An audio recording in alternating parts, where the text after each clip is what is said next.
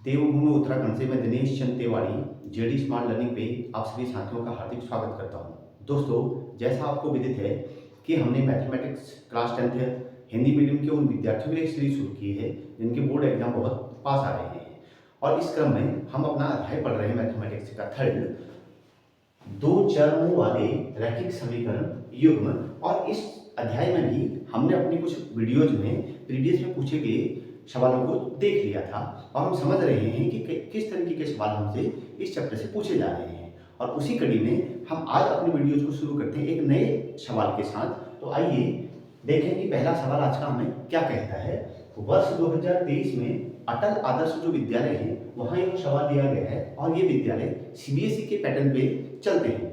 तो ध्यान रखिएगा, पहला सवाल ये सीबीएसई पैटर्न का सवाल बन गया है कि यदि रैखिक समीकरण निकाय 2x + 3y = 7 तथा 2ax plus bracket a + b * y = 28 के अपरिमित रूप से अनेक हल हों तो a और b के मान ज्ञात करें। सर्वप्रथम हम ध्यान से देख रहे हैं कि हमें समीकरण दिया गया है 2x + 3y = 7 और 2ax plus bracket a + b y * 28। और ये भी कहा गया है कि इस समीकरण के यदि अपरिमित रूप से अनेक हल होंगे, तो अपरिमित रूप से किसी भी समीकरण के जब अनेक हल होते हैं तो समीकरण का व्यापक रूप जो लिखा जाता है वो लिखा जाता है a1/a2 = b1/b2 = c1/c2। ये आपको ज्ञात है। अब हम क्या करेंगे कि सर्वप्रथम इस समीकरण को सरल कर लेंगे और इसको लिखेंगे 2x + 3y, ये 7 को अंदर लेके आएंगे, -7 = 0। Second 2ax plus bracket a + b * y minus, क्योंकि 28 को भी ट्रांसपोज करके अंदर लेके आएंगे, -28 = 0। और अब इस समीकरण की तुलना करेंगे अपने व्यापक समीकरण का जो रूप होता है a1x + b2y + c1 = 0, a2x + b2y + c2 = 0 के साथ में। तो हम देखेंगे कि समीकरण के हिसाब से हमारे पास a1 की वैल्यू आएगी 2 और a2 की वैल्यू भी आएगी 2। हम देखेंगे कि b1 की वैल्यू हमारे पास आएगी 3 और b2 की वैल्यू आएगी a + b। और c1 की हम बात करेंगे तो c1 की वैल्यू आएगी -7 और c2 की वैल्यू आएगी -28। अब इनकी तुलना करते हैं। तो a1/a2, a1 का वैल्यू हमारे पास आया है 2 और a2 आया है हमारे पास 2a, तो हमने लिखा 2/2 = b1 की वैल्यू आई है 3, तो हमने लिखा 3 और b2 की वैल्यू है a + b, हमने लिखा a + b = c1/c2। तो c1 की वैल्यू हमारे पास है -7 और -28।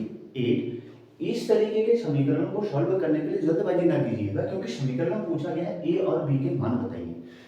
अब हम जानते हैं कि अपरिमित रूप से अनेक हल है, तो अपरिमित रूप से अनेक हल है तो ये समीकरण का रूप है, यहाँ सबके वैल्यू इक्वल हो जाती है। तो हम क्या करेंगे, प्रारंभ के दो टर्म को लेंगे, यानी a1/a2 और b1/b2 को लेंगे और इनको सॉल्व कर लेंगे।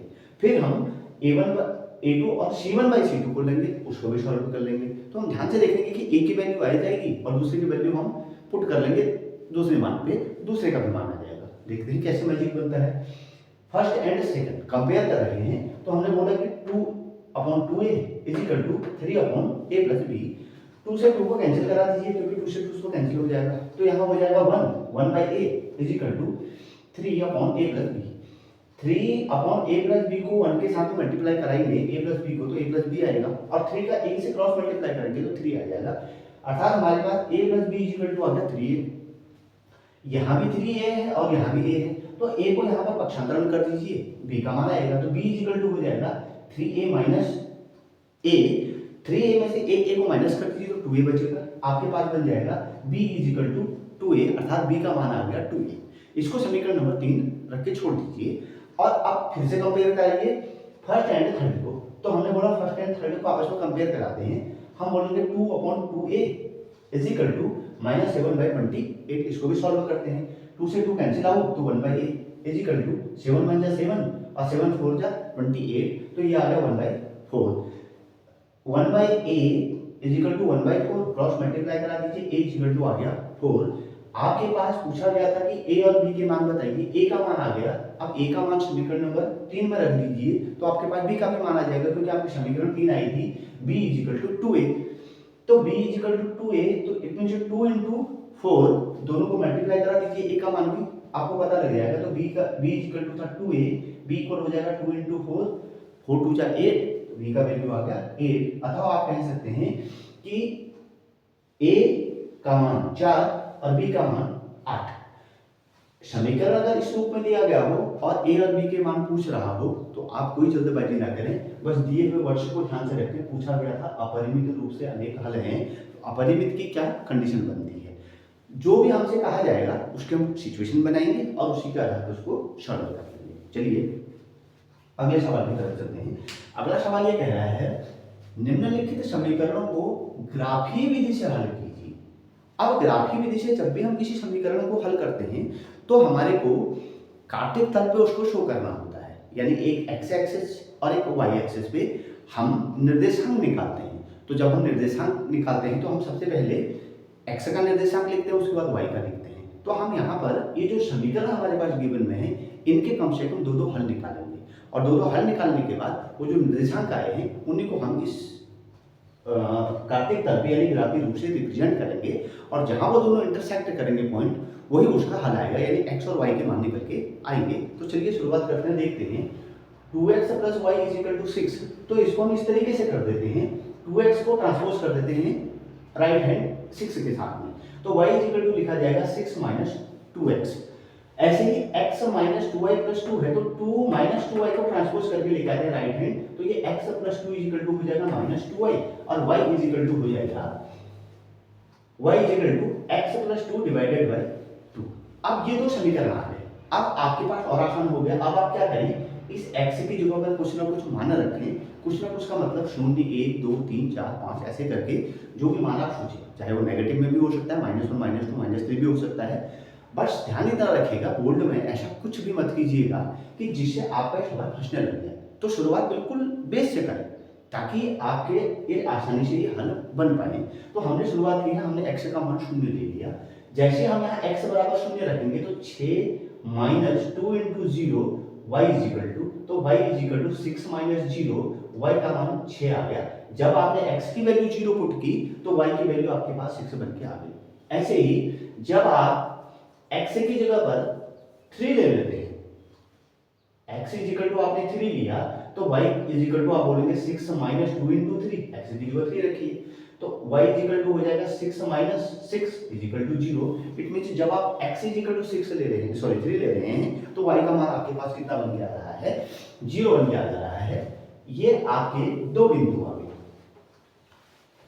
हमने x और y का जो पहला 0 और 6 वैल्यू आया है, इसको हमने बोल दिया बिंदु A, तो हमने निर्देशांक लिख लिए 0, 6।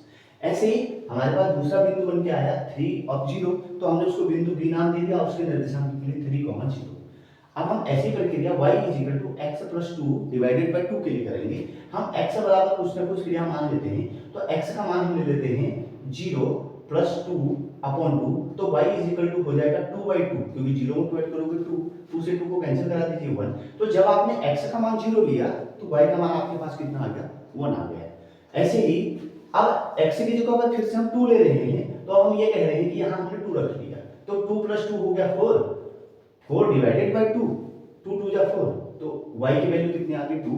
इट मींस जब आपने x का वैल्यू 2 लिया तो y का वैल्यू भी कितना आ गया, 2 आ गया। अब आपके पास फिर निर्देशांक आ गए दो बिंदुओं के। आपने एक का नाम दे दिया, इसको नाम दे दिया बिंदु C, और इसको नाम दे दिया बिंदु D। C की जगह पर आपने लिख लिया 0, पहले x का फिर 1 y का। ऐसे ही D की जगह पर पहले x का 2 और फिर 2। अब इसको ग्राफीय निरूपण करना है, तो ग्राफीय निरूपण करते समय आपको ध्यान है कि हम क्या करते हैं, कार्तिक तल पे एक क्षैतिज रेखा और एक वर्टिकल रेखा, यानी इन दोनों रेखाओं को प्रतिच्छेद करवाते हैं, और जहां ये प्रतिच्छेद करता है इसको हम बोल देते हैं ओरिजिन। इस ओरिजिन के निर्देशांक लिखे जाते हैं 0, 0।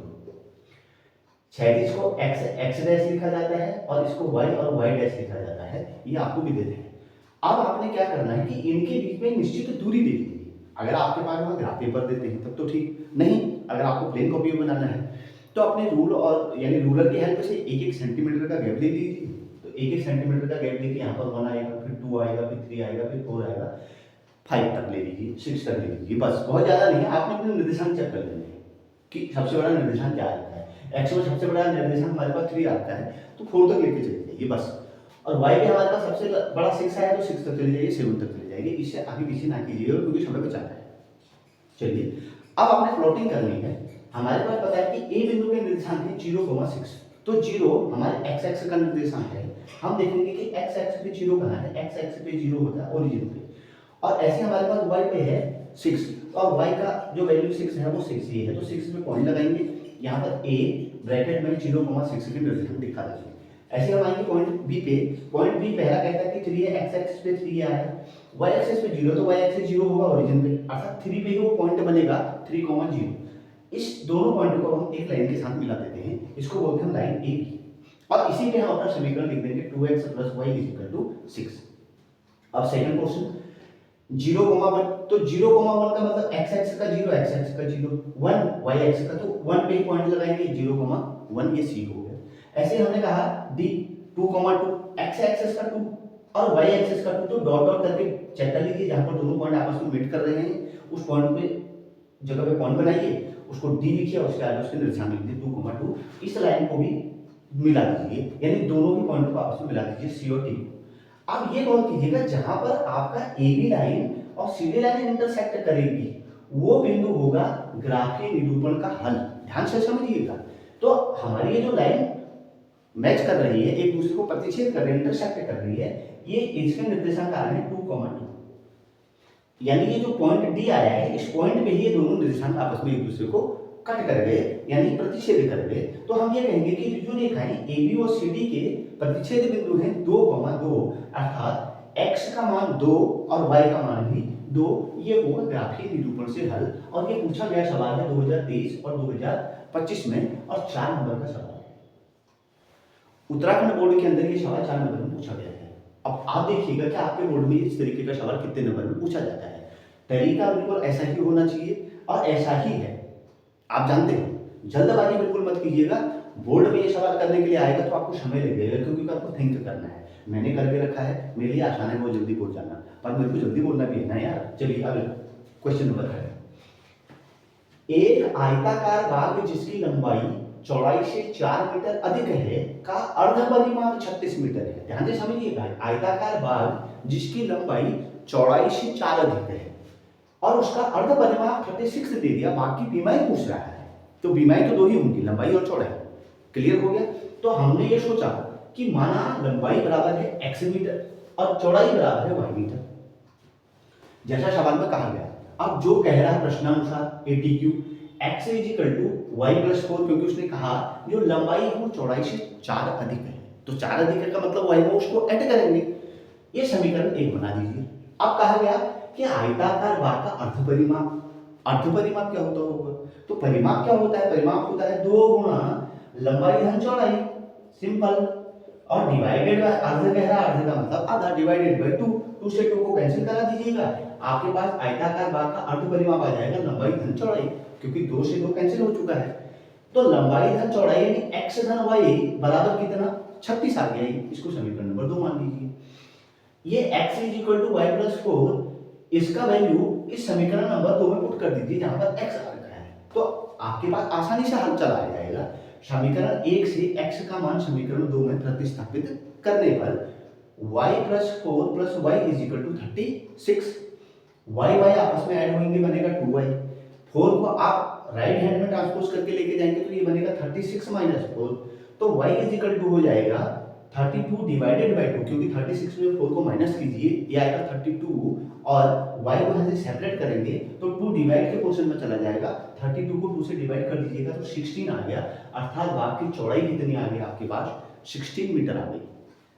क्लियर।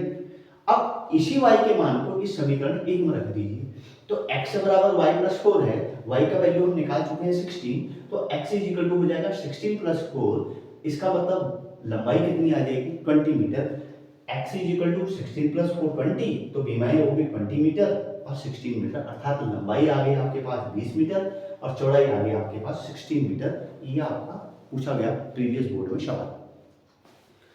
एक और सवाल को इसी तरीके का सवाल और देखते हैं, और ये सवाल आपसे 2 बार पूछा गया है 2016, 2022 और भी बोर्डों में अलग अलग तरीके से पूछा गया होगा। चलिए देखते हैं क्या होगा। दो व्यक्तियों की आय का अनुपात 9:7। आय का अनुपात कह रहा है, आय नहीं कह रहा है, आय का अनुपात 9:7 और उनके खर्चे का अनुपात 4:3। यहाँ भी खर्चा नहीं, खर्चे का अनुपात 4:3। यदि प्रत्येक व्यक्ति महीने में 2000 रुपए बचा लेता है तो उनकी मासिक आय क्या होगी। आय भी है, खर्च भी है और बचत भी है। तो ध्यान से रखेंगे, हम यहाँ पर आय और व्यय के लिए कुछ गुणज मान लेंगे। जैसे मैंने यहाँ पर एक्स और वाई ले रखे हैं, तो आप ए बी सी जो भी आपको अच्छा लगे वो गुणज लीजिए ताकि आप उस आय को दिखा पाए, क्योंकि अनुपात में है। तो हम ये बोलेंगे माना आय का गुणज एक्स और व्यय का गुणज वाई। तो हमने एक टेबल बना ली जिसमें हमने आय को दिखा दिया और व्यय को दिखा दिया। आय थे हमारे पास 9:7 यानी 9:7। तो हमने बोला आय का गुणज था x, तो हमने बोला 9x। ऐसे ही ये आय थी 7, तो 7x। अब हमने बोला कि व्यय, तो व्यय था 4:3। व्यय के लिए हमने गुणज लिया है y, तो हमने बोला 4y और 3y। अब मैं अगर पहले आदमी को कंपेयर करूं फर्स्ट को, उसकी आय हो जाएगी 9x के साथ और व्यय हो जाएगा 4y के साथ। ऐसे ही सेकंड का कंपेयर करूं तो आय हो जाएगी 7x और व्यय हो जाएगी 3y। अब उसने कहा है कि आय और व्यय के बाद बचत, तो बचत का मतलब आय में से व्यय को माइनस कीजिए, जो बचेगा वही बचत होगी। तो हम ये कहेंगे, इक्वेशन बनाएंगे 9x - 4y = 2000, क्योंकि उसने कहा कि 2000 रुपये वो बचाता है, तो आपने लिख लिया 2000, इक्वेशन नंबर 1 इसको बोल दिया। सेकंड 7x - 3y = 2000, इसको आपने बोल दिया इक्वेशन नंबर 2। अब आप जानते हैं कि ऐसी सिचुएशन में आपको एक पद को कैंसिल कराना होता है, तो गौर कीजिएगा 4y और 3y दोनों टर्म ऐसे हैं जहां पर अगर आप 3 से मल्टीप्लाई इसमें कर दें तो 12 बन जाएगा और 3 में 4 से कर दें तो यहाँ 12 बन जाएगा।